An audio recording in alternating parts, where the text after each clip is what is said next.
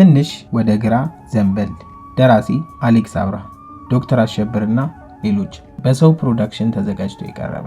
ትንሽ ወደ ግራ ዘንበል። አባቴ ሲራመድ ትንሽ አንከስ ይላል። ያን ያህል እንኳን አይደለም። ወታደር ስለነበረ ታፋው አካባቢ ጥይት ጨረፍ አድርገው ነው። ለጡረታ ሰበብ ትሆን ዘንድ ከእግዜር የተተኮሰች ጥይት ይላታል አባቴ ራሱ። 1-4 እርምጃዎቹ ኖርማል ይሆኑና 5ኛዋ ላይ ትንሽ ወደ ግራ ዘንበል ይላል። እንደኛ ታሪክ የራሳችን ፊደል፣ የራሳችን ቋንቋ፣ አድዋ፣ ከዛ መቅደላ፣ ድርቅ፣ አንከስ፣ ወደ ግራ። ይኸው ነው።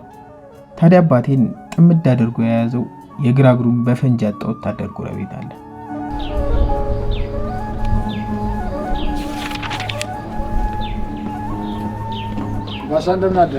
ሰላም፣ እንዴት አደሩ? ለዚች በየ5 እርምጃ ለምትመጣ አንድን ክሻ የአካል ጉዳተኛ ተብሎ ጡረታ ይበላል። ይህ እኮ ለጳጉሜ ወር ከመስከረም እኩል ደሞዝ ከመክፈል አይተናነስም። አይቻገር፣ አይ ታሪክ እያለ ያሸምሯል በክራንቹ መሬት እየቆረቆረ። የአባቴን እግር የጨረፈችው ጥይት ለአባቴ ግንባር የተተኮሰች መሆኗን ዘንግቶ የተጫረ እግር ከተቆረጠ እግር እያወዳደረ በጉድለት ቁና የታሪክ ገለባውን ሊሰፍር ይዳደዋል። ጡረታን የጉዳት ዳረጎት አድርጎ የሚያስብ ከንቱ ሰው አንገቱን ተቆርጦ ጡረታ እየተቀበለ መኖር ቢችል ኖሮ ለሀገራቸው ክብር አንገታቸውን የተቆረጡቱ ግራግር ምን አላት ብለው በተቆረጠ ግራግሮ በሳቁበት ነበር። አንዱ ባንዱ ሲስቅ ጀንበሯ ጥልቅ። በጨለማ መሳቅ የለመደ ህዝብ ስለ ጀንበር መጥለቅ መንገዶት ለምን እንጦሮንጦ ሳትወርድ ኮከቦችን ወላ ጨረቃዋን አስከትላ። ቀን ቀን ትሁት፣ የተከበረ፣ የተጣላ የሚያስታርቅ የመንደሩ ዋልታ ነው አባቴ። ማታ አቤት ቀንና ማታ በአባቴ ባህሪ ሲለኩ ያላቸው ልዩነት። ጧት የነበረው አባቴ ሌላ ክፍለ ዘመን፣ ማታ የሚከሰተው ደግሞ ሌላ ላይ የተፈጠረ ሁለት አባቴ ያለኝ እስኪመስል። አባቴ ማታ ማታ ከራሱና ከነዛ ሁለት ስዕሎች ጋር ይጣላል። አባቴ ጠጪ ነው፣ በየቀኑ ይጠጣል። ሲጠጣ ቤተሰብ አይረብሽ፣ እናቴን አይናገርም። ቤታችን ግድግዳ ላይ የተለጠፉ ሁለት ስዕሎች ጋር ነው ዱላ ቀረሽ ግብግብ የሚፈጥረው። በቃል አባቴ ስራው ምንድነው ብባል አባቴ ስራው ምን እንደሆነ አላውቅም ነው መልሴ። ማርያምን አላውቅም። ትምህርት ቤትም እንደዚሁ ብዬ መልሼ ሁሉም ሳቁብኝ። እኔ ግን ለምን እንደሳቁ አልገባኝም። የተማሪዎቹ ሺሁን ምድረ ኩታራ። ቲቸር ምን አሳቀው? ከሳቁ በፊት አንቱ ነበር የሚለው። የቲቸር ሳቅ ስላበሳጨኝ ሆነ ብዬ እንዲህ ስል ሳቁን ተረጎምኩት። አባትህ ቢያጣ መምህር መሆን ያቅተዋል ማለቱ ነው ብዬ ባይሰማኝም አንጀቴ ራስ ይህን አስቀያሚ መላጣ ኮቱ የተዛነፈ ሂሳብ አስተማሪ ተወውና ስለ አባቴ ልንገር። ሲጀምር ሂሳብ አስተማሪ ስለ አባቴ ስራ ምን አገባ? ደግሞ ይስቃል እንዴ? ስለ አባቴ ስራ እንዴ ልበል? አባቴ አሁን ሹፌር ነው ተብሎ አንድ ፌርማታ ሳያልፍ ራፖር ጸሐፊ ይሆናል። እሳቸው የሚጽፉት ማመልከቻ መሬት ጠብ አይልም ተብሎ ባለ ጉዳይ ቤታችን ሲመጣ አባቴ መጋዝና ሜርቶሎን ይዞ ገና ድሮ አናጺ ሆኗል። እንግዲህ በክረምት ጣራችሁ አፍሶ ወይ የእንጨት አጥራችሁ ወድቆ ትላንት ግንቦት ላይ አናጺ የነበረው አባቴን ሰኔ 1 ጠግንልን ብላችሁ ብትመጡ አባቴ ከተከመረ የከሰል ጆንያ ኋላ ቆሞ የከሰል ነጋዴ ሆኖ ታገኙታላችሁ። ዱቤ ክልክል ነው ከሚል ጽሑፍ ጋር። እና አባቴ ስራው ምንድነው ልበል?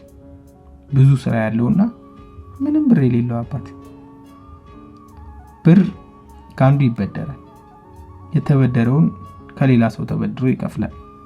ለሌላው ሰው ደግሞ ከሌላው ሰው ተበድሮ ይከፍላል። ህፃን እንደነበርኩ ታዲያ ይሄ አባቴ የመበደርና ብድር የመክፈል ሳይክል መጨረሻ ያለው ስለማይመስለኝ አባቴ እስከ ዘላለሙ በብድር የሚከሰስ የሚታሰር አይመስለኝም ነበር። ብድር ይከፍላል፣ እጁ ላይ ምንም ብር አይኖርም። ብር ለምን ይጠቅማል ቢሉ ብድር ለመክፈል። ደሞዝ ለምን ይጠቅማል ብባል ብድር ለመክፈል። ታዲያ ለምንድን ነው ሰዎች በባንክ ብድር ቤታቸው ተሸጠ የሚባሉ? እንደኔ አባት ብልህ ስላልሆኑ ነው። ስዕሎቹ አንደኛ አባቴ በመጠኑ ሲሰክር ሞቅ ብቻ ሲለው ሳተናው ደህና ዋልክ የሚላቸው የአፄ ቴዎድሮስ ስዕል የሽጉጣቸውን አፈሙዝ አፋቸው ውስጥ አስገብተው መቅደላ ጫፍ ላይ ሬሳና ቁስለኛ ከስራቸው ተለሽልሾ የሚታይበት ስዕል በቀኝ በኩል ከዕቃ መደርደሪያዋ በላይ ግድግዳው ላይ ተለጥፎ ይገኛል። አባቴ ከዚህኛው ስዕል ጋር የመረረ ጥል የለውም፣ አልፎ አልፎ ካልሆነ በስተቀር።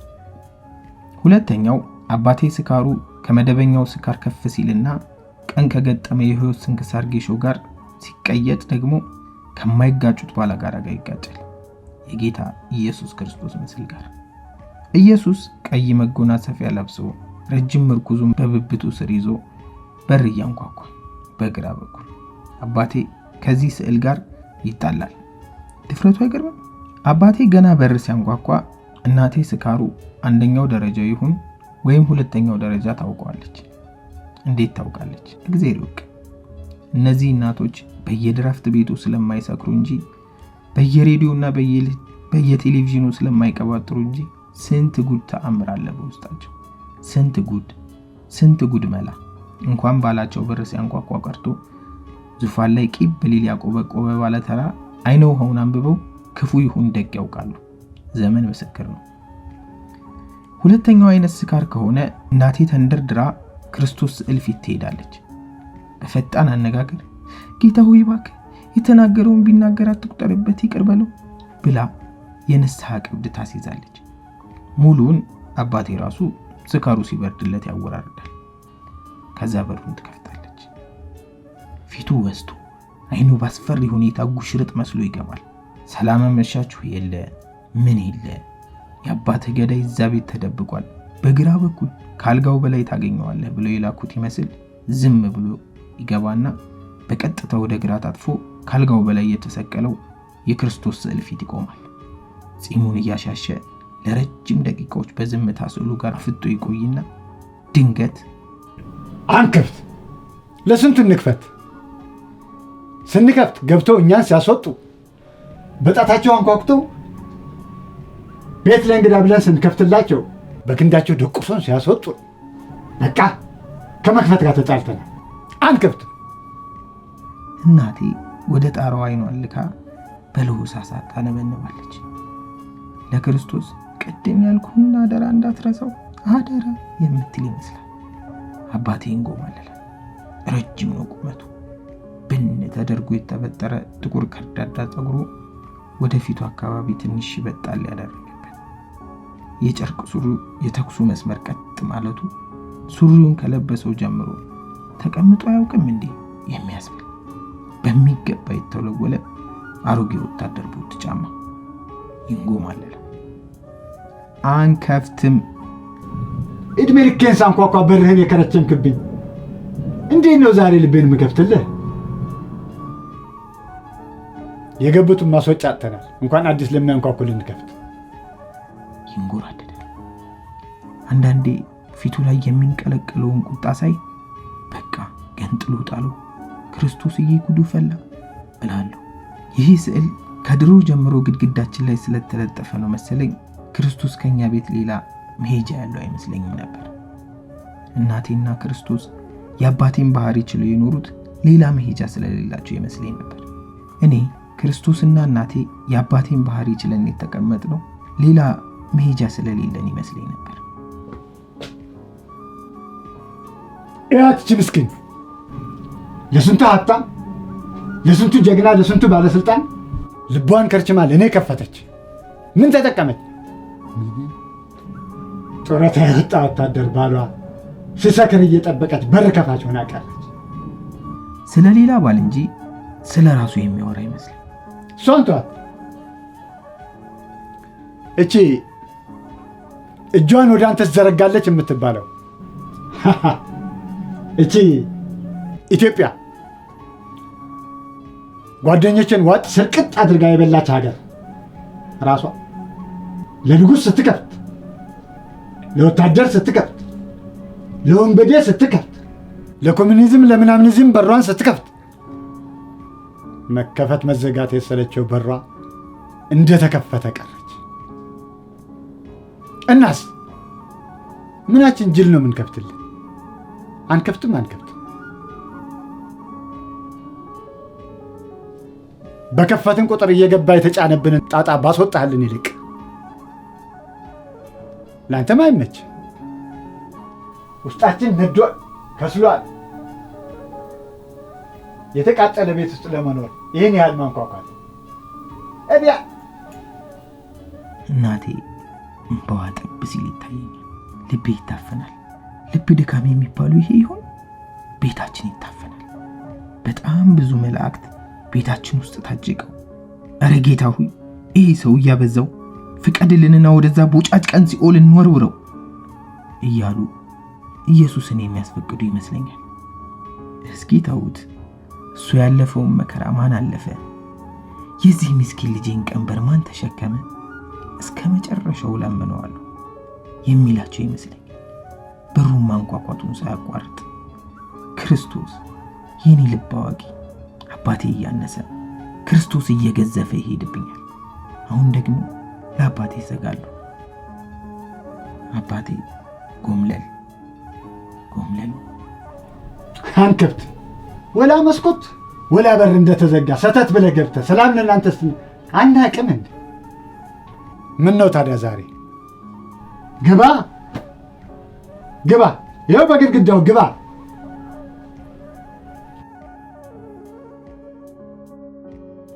እያጉተመተመ ልብሱን ያውላልቃል። መጀመሪያ ኮቱን ገበሩ ተቀዷል። እያጣጠፈ ያጉተመትማል። ወይ መክፈት ሱሪውን በስርዓት አልጋው ላይ ዘርግቶ በእጁ እየተኮሰ ያጣጥፋል። ቢሰክርም ባይሰክርም ልብሱን በመስመሩ ማጠፍና በስርዓት ማስቀመጥ አይረሳም። ሊተኛ ሲል እኔን ያየኛል። ልክ ያልጋ ልብሱን ገለብ ሲያደርግ ኩርምት ብዬ እናቴ ስር አንበሳዬ ምን ነው ከኔ ባልተፈጠርክ? እኔ ከማይረባ ሰው ተፈጥረ ወይ አባት አላየንም። አባት እንደ ለማዳ ውሻ ከኋላ እየተከተለ ከሚጮህ ስሜ በስተቀር ምንም አላወርስ። ቤሳ ቤስቲ እየተናገረ አልጋ ልብሱ ውስጥ ገብቷል። በብርድ ልብሱ የታፈነ እንቅልፍ የተጫነው ድምፅ ያጉተመትማል። ከንቱ ለራሴ ከንቱ ሆኜ የሰው ከንቱ አስቀረዋት። ግራ ገብቶ ግራ ረዥም ዝምታ የተኛ እስኪመስል ድንገት አለሜ እራት በላችሁ ይላታል እናቴ። አዎ ወይ አልበላንም አትልም። ሁልጊዜ መልሶ ይገርመኛል። ቆንጆ ወጥ ሰርቻለሁ፣ ትንሽ ልስጥህ።